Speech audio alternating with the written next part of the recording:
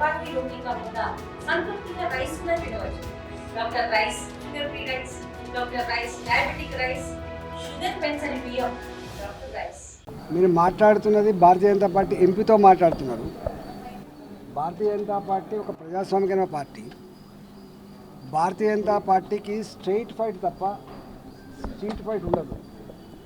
Bharatiya Janata party అది చేస్తే నేరుగా చేస్తారు తప్ప ఈ కుట్రలు కుతంత్రాలతో కూడిన రాజకీయాలు చేయదు. అందువల్ల ఎవరో బయటి వాళ్ళు ఏదేదో మాట్లాడితే మమ్మల్ని వచ్చి నిజమా అబద్ధం అని అడగడం అనేది మంచిది కాదు. అది కానీ ఒక్కటి మాత్రం సత్యం ఏంటంటే ఈ మధ్య కాలంలో తెలంగాణ సమాజంలో వచ్చిన పెనుమార్పు ఏంటంటే 10 ఏళ్ల కాలంలో కేసీఆర్ నమ్మి ఓటేసిన కర్మాన్ని నట్టేట్లా ముంచిండ్రు. 10 నెలలకే రేవంత్ రెడ్డి సర్కారు కూడా మమ్మల్ని నిండా ముంచింది. ఇక లాభం లేదు, వీళ్ళకిద్దరికి ఓటు వేయద్దు, ఓటు వేయాల్సింది మాత్రం బీజేపీకి అనేటువంటి భావన స్పష్టంగా ఉంది. రెండవది, పక్క రాష్ట్రం ఆంధ్రప్రదేశ్ రాష్ట్రం కేంద్రంలో ఉన్న నరేంద్ర మోడీ గారి అండదండలతో శరవేగంగా దూసుకుపోతున్నప్పుడు ఇంత గొప్ప రాష్ట్రం ఒక తెలంగాణ వెలవెలబోతుందనేటువంటి భావనతో తెలంగాణ కూలిపోతున్నారు. ఎప్పుడో ఒకనాడు రేపు ఈ అప్పిల ఊపి నుంచి బయటపడాలంటే, ఇవాళ శరవేగంగా ఈ నగరం అభివృద్ధి చెందాలంటే, తెలంగాణ అభివృద్ధి చెందాలంటే భారతీయ జనతా పార్టీ వస్తేనే సాధ్యమైందనే భావన మాత్రం స్పష్టంగా పడతారు. కేసీఆర్ గురించి బహుశా తెలంగాణ రాజకీయాల్లో మీకు తెలిసినంతవరకు తెలియదు. కాబట్టి మీకు కానీ టీఆర్ఎస్ పార్టీకి కానీ 2018 పార్లమెంట్ ఎన్నికల్లో స్పష్టమైన ఒప్పందం జరిగింది, అది వాయిదా పడింది. తాను జైలుకు వెళ్ళిన సందర్భంలో మీ పార్టీ సంకేత కోసం కోసం కేసీఆర్ ప్రయత్నం చేస్తే నేను వద్దన్నాను, ఆయన పూర్తిగా నేనే చెప్తున్నాను అంటున్నాను. అంటే గాలి వార్తల గురించి నాకు తెలిస్తే చెప్తాను.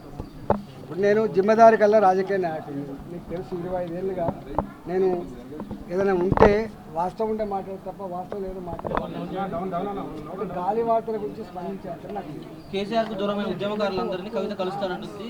తెలంగాణ ఉద్యమకారుడిగా ఈరోజు రాజేంద్రన్ కలిస్తే ఏమంటారు?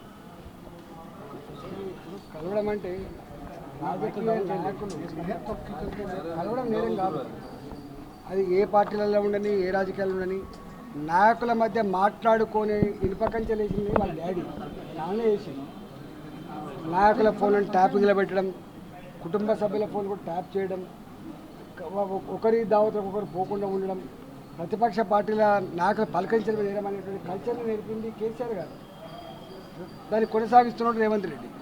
కాబట్టి నేను అంటున్నాను, మొదటి నుంచి కొట్టాడుతున్నాను, నాయకుల మధ్య పలకరించుకునేటువంటి కల్చర్ ఉండాలి, సంస్కారం ఉండాలి కోరుతున్నాను. ఇప్పుడు నన్ను ఎవరు అడిగిండ్రు, కేసీఆర్ గారిని ముంగడికి వెళ్ళిపోతే ఏం చేస్తారని, నా ముంగడికి వెళ్ళిపోతే దండం పెడతా అని చెప్తున్నాను.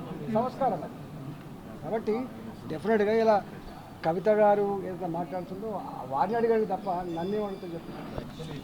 100% 50 సార్లు చెప్పిన కాళేశ్వరం విషయంలో తప్పకుండా భారతీయ జనతా పార్టీ పార్లమెంట్ సభ్యుడిగా, ఇవాళ పార్లమెంట్ సభ్యుడిగా, ఆనాడు టీఆర్ఎస్ పార్టీలో ఉన్న మంత్రిగా నా బాధ్యత నేను పోతా.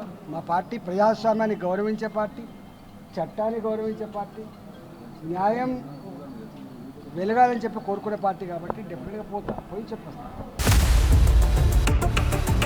For latest updates on India Pakistan, download our TV Live app.